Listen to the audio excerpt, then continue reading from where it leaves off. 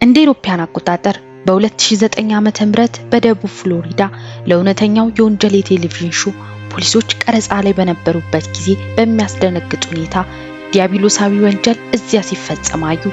ፖሊሶች ይህንን ወንጀል በካሜራ ይዘውታል። ነገር ግን አንድ ሰው በቀረጻቸው ውስጥ የሆነ ነገር እየደበቀ ነበር እና የሆነውን ነገር በጥልቀት ሲመለከቱ ጉዳዩ እጅግ አስፈሪና ያልጠበቁት ሆኖ አግኝተውታል። ውድ ቤተሰቦች እንዲሁም አዲስ ሆናችሁ የምትመለከቱ ሰላማችሁ በእያላችሁበት ብዝት ይበልላችሁ እያልኩኝ እነዚህ ስራዎች እጅግ በጣም አልፊና አድካሚ ናቸው። እንደዚያም ሆኖ በኮፒራይት ቢያዝ በጣም ሞራል ይነካል እና ይህን ቪዲዮ በድጋሚ ለቀኩበት ምክንያት ፖስት ካደረኩኝ በኋላ ኮፒራይት ተይዞብኝ ነበር። ቪዲዮንም ሰዎች ማየት ይገባቸዋል ብዬ ስላመንኩና በዚህ ቪዲዮ በጣም የደከምኩበት ስለነበር እንድትመለከቱ ወደድኩኝ። ይህን ቪዲዮ የተመለከታችሁ ላይክ እንድታደርጉ በትህትና እየጠየኳችሁ አዲስ ሆናችሁ እስከ መጨረሻው መመልከት ይኖርባችኋል። እንዲሁም ሰብስክራይብ በማድረግ ተቀላቀሉ። ወደ ዛሬው አስገራሚ ታሪክ ልለፍ። ማይክል ዲፖልቶ ያደገው በደቡብ ፊላዴልፊያ ውስጥ በጣም አስቸጋሪ በሆነ ሰፈር ውስጥ ነው። አመጽ፣ አደንዛዥ ዕፅና ዝሙት አዳሪነት በዚያ ሰፈር የዕለት ተዕለት ህይወት ውስጥ የተለመዱ ክፍሎች ነበሩ። ገና በለጋ እድሜው እንደ ወላጆቹ ማይክል የአልኮል ሱሰኛ ሆነ። አደንዛዥ ዕፅ በመሸጥ የሚከፈለውን በጣም ከባድ የዕፅ ሱስ አዳብሯል። ማይክል በመጨረሻ የሁለተኛ ደረጃ ትምህርቱን አቋረጠ። ከዚያ በኋላ ቤት አልባ ሆነ እና በጎዳናዎች ላይ ህንጻዎች ላይ እየተኛ ራሱን በተጣለ ልብስ ያሙቅ ነበር። እንደ ኢሮፒያን አቆጣጠር በ1993 ማይክል በደቡብ ፊላዴልፊያ ውስጥ እያለ ለመጀመሪያ ጊዜ ተይዞ ነበር። ያልታወቀ መድኃኒት ይዞ እንዲሁም ይህን ያልታወቀ መድኃኒት ለማሰራጨት በማሰብ ተከሷል። ግን የፍርድ ቤት መዛግብት ይህን መድኃኒት ምን እንደሆነ አይገልጽም። ስለዚህ ማይክል ፍርድ ቤት አልቀረበም። በኋላም በ1997 አመለጠ። ከደቡብ ፊላዴልፊያ ሙሉ በሙሉ ሸሽቶ ደቡብ ፍሎሪዳ ውስጥ ቦካ ራቶን በምትባል ከተማ አረፈ። እዚያ እንደደረሰ ማይክል ለሁለተኛ ጊዜ ታሰረ። ከአንድ ዓመት በኋላ ማይክል በቀድሞ የሴት ጓደኛው ካረን ታክ ክስ ቀረበበት። ማይክል የልጁ አባት ነበር እና ድጋፍ አያደርግም ነበር። ግን ልጁ እንደሆነች የሚያረጋግጥ ምንም አይነት የዲኤንኤ ምርመራ አልነበራትም። በዚህም የተነሳ እሱም ፍርድ ቤት አልቀረበም። ብዙም ሳይቆይ ካረን ተስፋ ቆርጣ ክሱን አቋረጠች። ይህ በሆነበት ጊዜ ማይክል በጣም ተረጋጋ፣ ምክንያቱም አሁን ምንም ገንዘብ የለውም። በዚህን ሰዓት ገንዘብ ማግኘት እንዳለበት ወሰነ እና በሆነ መንገድ የበለጠ ትርፋማ እድል ለማግኘት በሚያደርገው ጥረት ላይ ትኩረት አደረገ። በኋላ ማይክል ከቦናኖ ቤተሰብ ጋር ተዋወቀ። የቦናኖ ቤተሰብ በመላው ዩናይትድ ስቴትስ የተደራጁ ወንጀሎችን ከሚቆጣጠሩት ታዋቂ ከሆኑ 5 ቤተሰቦች አንዱ ነው። እነሱ በትክክል የጣሊያን ማፊያ ናቸው። ማፊያዎቹ ከሱ ጋር ከተገናኙ በኋላ ወደዱትና ህገወጥ ቢሆንም የበለጠ አትራፊ እንዲሆን ቦይለር ከሚባሉት ክፍላቸው ውስጥ አንዱን ትልቅ ቦታ ሰጡት። የቦይለር ክፍል በአጭበርባሪዎች የተደራጀ ቡድን ነው።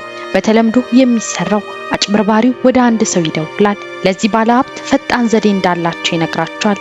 ከዚያም በፍጥነት ገንዘቡን እንዲያስገባ ይነግሩታል። ከዚያም ይህ ሰው በደግነት ገንዘቡን ያስገባል።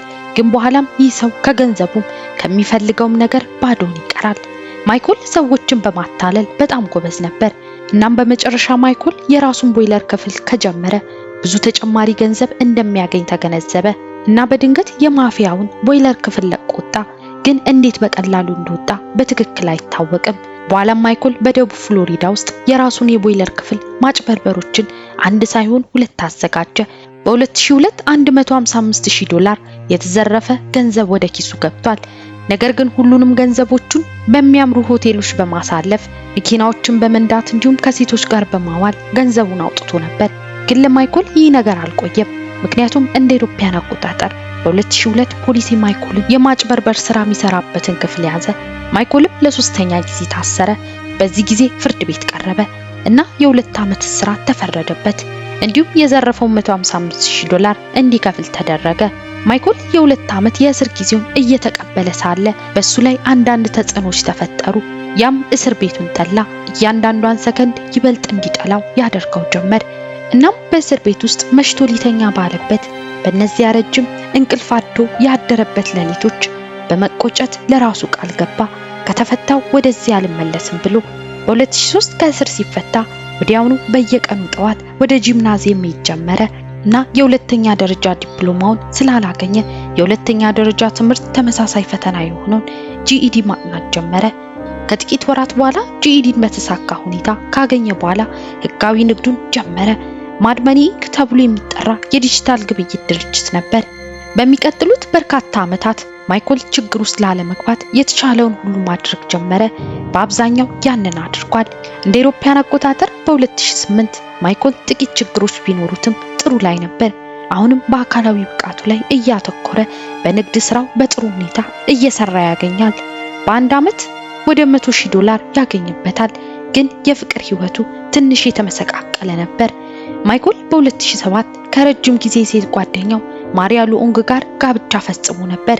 ነገር ግን ብዙም ሳይቆይ የ26 ዓመቷ የሪል ስቴት ተወካይ ከሆነችው ዳሊያ መሐመድ ጋር መሆን ጀመረ። ሁለቱም በፍቅር ወደቁ። በኋላም ወደ ሚስቱ ማሪያ ሄዶ ሁሉንም ነገር ነገራትና ፈታት። ፍቺው ከተጠናቀቀ ከ3 ቀናት በኋላ ማይክል እና ዳሊያ ወደ ፍርድ ቤት ሄደው ተጋቡ።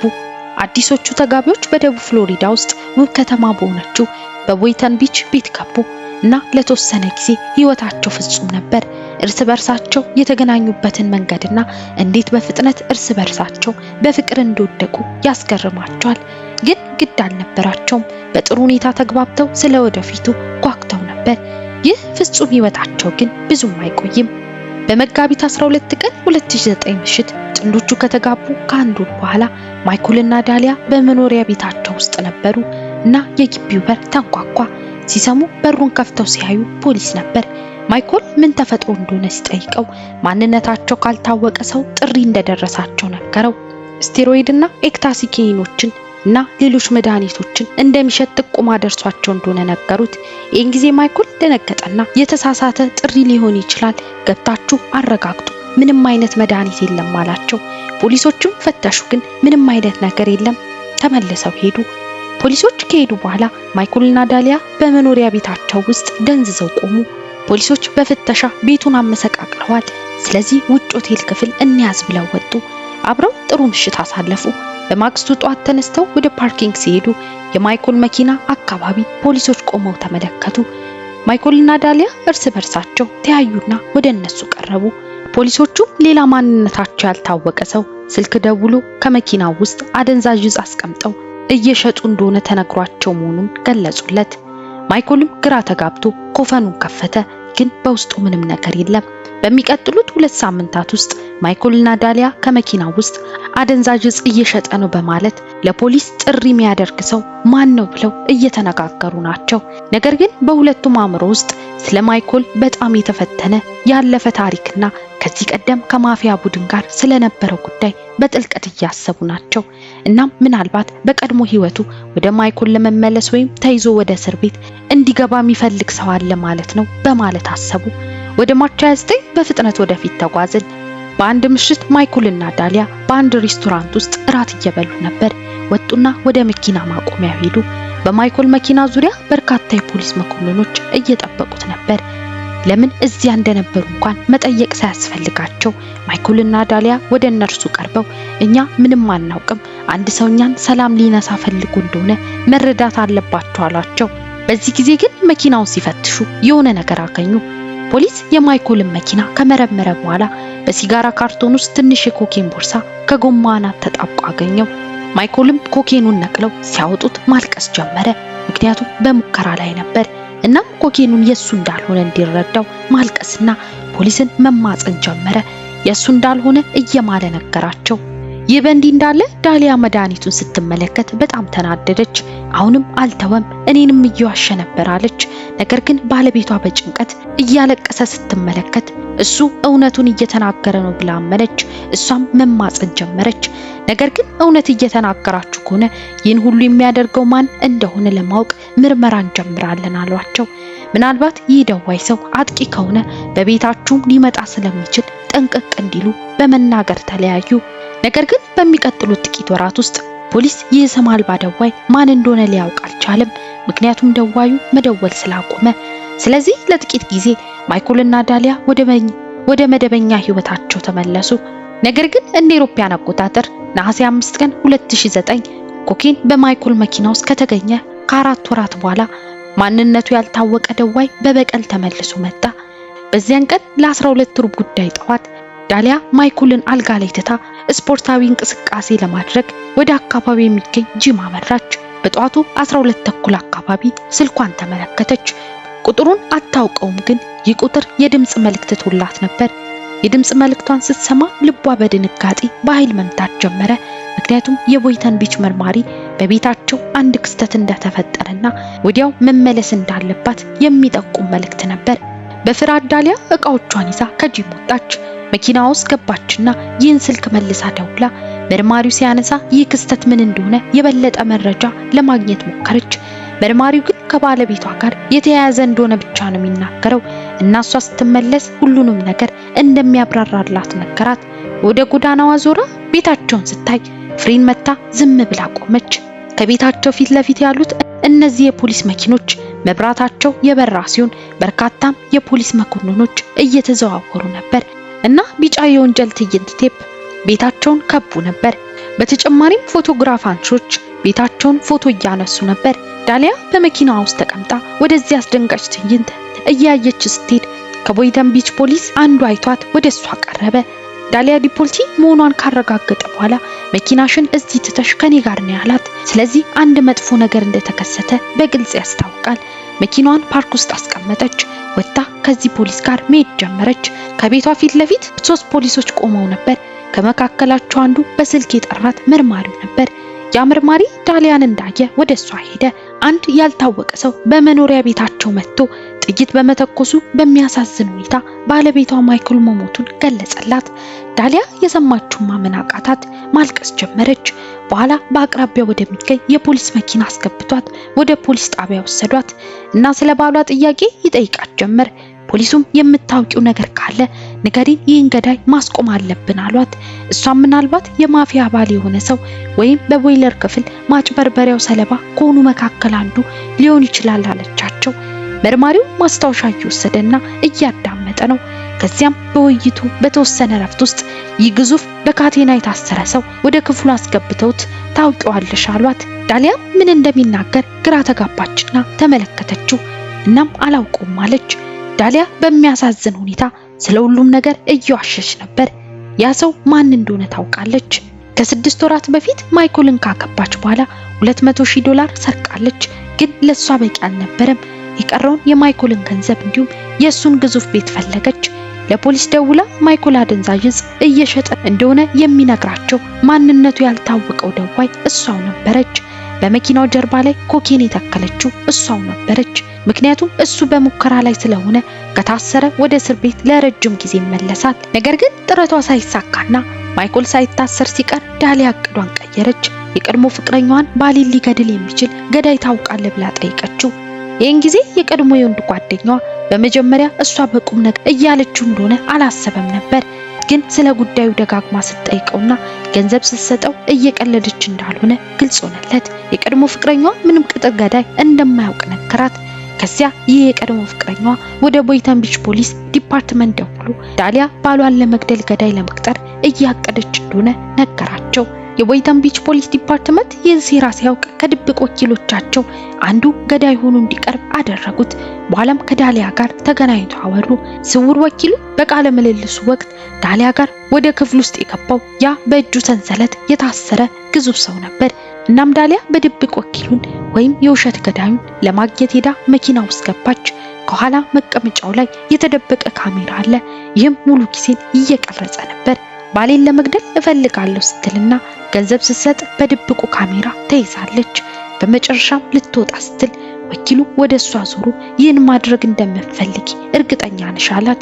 ምክንያቱም ከዚህ እንደሄድኩኝ ማይክልን ልገለው ነው፣ አንቺም ማስቆም አትችይም አላት። እሷ ግን እርግጠኛ እንደሆነች ነገረችው። ስለዚህ የቦይተን ቢች ፖሊስ ዲፓርትመንት ሊከሰስ ስለሚችለው ነገር ሁሉ መረጃ አላቸው። አሁን ይህ የተመረዘ እቅዷን እንዴት አዋቅረው ሊጠቀሙበት እንደሚችሉ አሰቡ። የሚቻልበት መንገድ በጣም ተወዳጅ የሆነው ለእውነተኛው የወንጀል ቲቪ ሾው ፖሊሶች በአካባቢው እየቀረጹ ነበር እና ስለዚህ የቦይተን ቢች ፖሊስ ዲፓርትመንት ፖሊሶች የዚህ የተራቀቀ ቅንብር አካል እንዲሆኑ ፈቅዷል። ስለዚህ የሆነውን ሁሉ በፊልም እንዲቀርጹ ተደረገ። ኦገስት 5 ቀን ጠዋት ዳሊያ ተነስታ ለ12 ሩብ ጉዳይ ላይ ወደ ጂም አመራች። ሂድማን ወደ ማይክል ቤት እንደሚሄድ ታውቃለች። ፖሊሶች 12 ሩብ ጉዳይ ላይ ዳሊያ ስትወጣ እየተከታተሉ ስለነበር በፍጥነት ገብተው በሩን አንኳኩተው ማይኮልን ወደ ታች እንዲወርድ አድርገውታል። ምንም ሐሳብ አልነበረውም፣ ግን ሚስቱን ልገለው ፈልጋ እንደሆነ ነገሩት። ይህን ጊዜ ማይኮል በጣም ግራ ተጋባ። ነገር ግን ከነሱ ጋር መሄድ ስለነበረበት ወደ ፖሊስ ጣቢያ ተወሰደ። ከዚያ ለሚቀጥለው ሰዓት ያህል ፖሊስ ከቤቱ ፊት ለፊት በጣም አሳማኝ የሆነ የውሸት ወንጀል ትዕይንት አዘጋጀ። ከዚያ በኋላ ለዳሊያ የሚደውል አንድ መርማሪ ተቋቁሟል። አንድ ክስተት ተከስቷል፣ መመለስ አለብሽ የሚል የድምጽ መልእክት ትቶላታል። ከጥቂት ደቂቃዎች በኋላ ዳሊያ መልሳ ደውላ እመለሳለሁ ስትል ያኔ ነው የቲቪ ሰራተኞችን ጫካ ውስጥ አቋቁመው ቀጥሎ የሆነውን ለመቅረጽ የተዘጋጁት። ይህ የምታዩት ፖሊሶች ለዳሊያ ማይኮል ሞቷል ብለው ሲነግሯት የምታሳየው የማስመሰል ሁኔታ ነበር። ዳሊያ ገዳዩን አላውቅም ስትል ሐሰተኛው ገዳይ ከምርመራው ክፍል ከወጣ በኋላ መርማሪው ለተወሰኑ ደቂቃዎች በዝምታ ተመለከታት። ከዚያም ስለ ግድያው ሴራዋ ሙሉ በሙሉ እንደሚያውቅና ወደ እስር ቤት እንደምትሄድ ዜናውን ተናገረ። የቦይተን ቢች ፖሊስ ዲፓርትመንት የዳሊያ ባል ማይኮል እዚህ እንዳለ ነገሯት። በኋላም ከፊት ለፊቷ መጣ። በመጨረሻ ዳሊያ ባደረገችው ነገር መጀመሪያ ላይ የ20 ዓመት እስራት ተፈርዶባታል። ነገር ግን በድጋሚ ችሎት ከቀረበች በኋላ ወደ 16 ዓመት ተቀንሶላታል። ውድ ቤተሰቦቼ በዛሬ ያዘጋጀሁት ቪዲዮ ይህን ይመስል ነበር። እስኪ በታሪኩ ላይ ምን ሐሳብ አላችሁ?